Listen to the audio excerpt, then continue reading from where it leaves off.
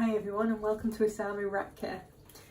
So today's video is entitled My Rat's Limping, What Should I Do?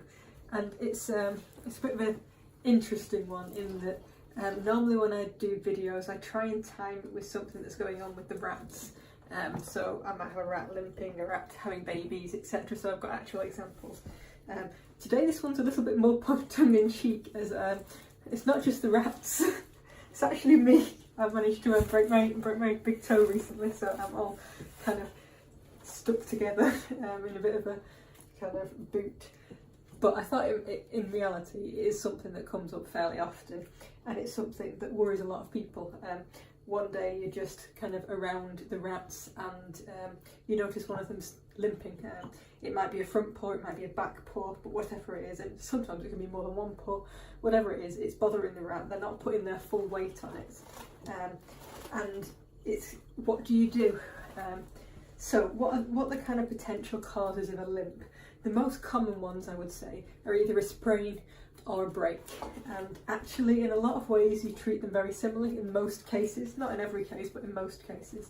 You can get other things as well. You can get somebody's bitten on the foot, you can have a foot swollen up caused by something, you can get like sores on the heels of the feet which can be called bumbles, you can get something called septic arthritis where the foot swells up, that kind of thing, but they aren't as common and they're usually pretty obvious that there's something going on.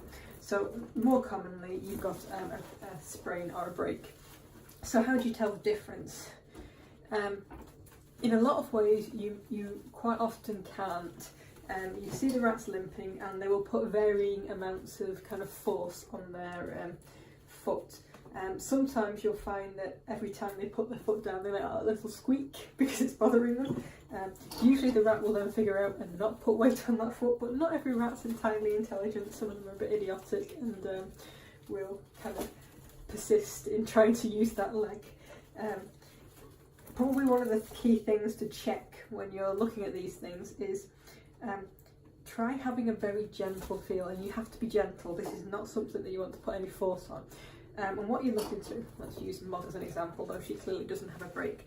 If Mog had hurt her front arm, what I would be basically trying to do is I would be feeling along the bone and the joints and just, Mog does not want to stay still, let me demonstrate. Just feeling basically for any kind of areas of swelling, and I'm also kind of feeling for any abnormal movements. And when I'm holding it, let's say this is the kind of leg, I'm slightly trying to rotate it side to side, not just kind of normally. So I'm looking for any kind of looseness and feeling along, and what you'll tend to find is you'll feel areas of swelling. And that's natural, that's the body's mechanism for trying to support itself. But sometimes you will also feel a looseness which is not normal, and that basically tells you that the rat has broken something. And if you've got a looseness there, it's broken usually in a substantial way. What you then do very much depends on the level of the break or not. So a sprain is very simple. The treatment for a sprain, much like with humans, is rest. All you need to do is you can either keep them in the main cage if the main cage is not that high and is quite suitable, but try and encourage them to spend time on the floor. So make sure there's always water and food available at the bottom floor and a nice sleeping area for them. If they're the kind of rat that's going to be a bit stupid and decides to try and climb the bars, like 90% of my rats, even with a sprain, what you might want to do is actually put them in a low level cage just for a couple of nights, just to see them get over it. And what you will find with your typical sprain, within 2 to 3 days they'll be limping less and using it more and doing better and better. Any swelling should start to go down at that point. If you're talking a break, it's going to take longer, and ideally if it is taking longer you definitely want to think about that low level cage, because the more they use it, the more in theory they will damage it, and that could leave them with a permanent limp and pain. But that initial kind of period, it's very similar, so you're very much looking at making sure they're comfortable, making sure that they don't have to move around much, and in some cases making sure that they can't move around much, particularly if it looks like it's bad, if they're not putting any weight on the joint, if they're clearly in pain, and I should actually talk about that. So one of the treatments, as with humans, for sprains is quite often a painkiller. So something like an anti-inflammatory. So in us we would use ibuprofen, in rats you would typically use Metacam, Loxicon, it's all kind of the same stuff, Meloxicam, whatever the names of them are, or another non-steroidal anti-inflammatory. You can use Charles ibuprofen, but what I will say with that is I would not normally use it on a sprain. So half the reason it's hurting is the body trying to tell the rat not to use the thing. If it's not bothering them significantly, that pain is doing its job, you know, it's stopping them from kind of hurting. If you see a rat that is clearly in a lot of pain, so they're kind of all, the coat's all fluffed up, they're kind of pulling in their sides, hunched up, looking really, really uncomfortable, they might be off their food, those are all signs that the rat's are in a lot of pain. Not only should you get that checked out more because it's not normal for that level of pain with a sprain, you should also consider getting them on painkillers straight away. Like I say, I don't normally do it with a sprain. If I suspect a break, I will do it, and if the rat seems any significant amount of pain, I will also do that. But you don't want to be pumping a rat full of medication that they don't need if you can help it. It's generally a kind of not ideal thing to do. Right, so that kind of covers the kind of immediate first aid thing. I will say I quite often use my mini cages. You've seen them before. I've got one over here that the rats are popping in and out. Part of the fun of my break is I have to limit what movement I do, and that means that we're now free ranging on the work surface rather than the full cage floor, because last time I sat on the cage floor, which was for my last video, I couldn't get back up again. I had to crawl along the floor until I found something to climb up, because this boot does not help. Come on girls, don't all climb on it. Right, so mini cage, actually set up in the kind of style that I might have for a rat with a break. So it's got a little house in there, it's got water, kind of fairly easy, low level. I can feed them in there, they can do bits and pieces. It's kind of like a useful step. There's not very much room for them to run around. So that is also the size of cage. Sorry, try and put it down and not crush all the rats. That's also the size of cage that I would use if a rat had a proper break and I needed to restrict their movement for a while. So fairly recently, Fing, who is not here, she's currently having a nice honeymoon away down south, and will hopefully be coming back this weekend, knocked up hopefully. But yes, Fing broke her arm, it was like late last year, well actually no, probably about summer last year, and it was quite badly broken, as in I'll actually pop an x-ray of her kind of arm up, and the bones were kind of not aligned at all. They were close enough, and actually they started touching and slowly fusing together, which is great. But hers was quite a nasty break of her front arm, which was kind of in this region on Toto. And I had to keep her in that cage. So break it's a long-term healing. So in humans, I have been told my toe will take around about 6 to 8 weeks to heal. In rats, they heal a lot faster. So what I found with Fing was in about 3 weeks after the break, she was able to use it and put a reasonable amount of weight on it. Before that, she'd just been kind of flopping it around, or occasionally tentatively putting a tiny bit of weight on it, but very clearly badly limping. And I should say with her arm, I could feel that, you know, I talked about that little flex. When I was kind of feeling around that area, things gave slightly. Interestingly, it didn't hurt her much. And that, I should add, is another sign of when something's quite serious.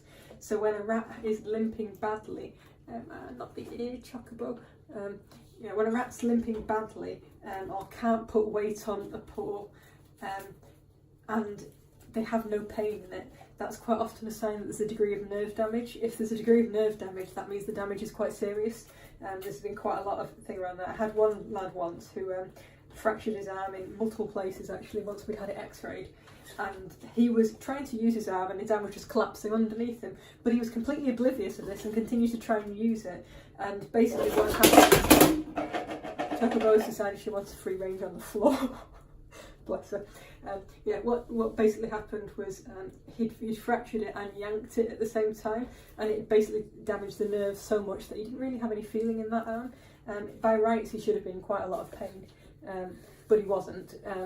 So that's when I knew that this was quite an urgent thing, as well as there was a bit of flexibility and a lot of swelling around the area.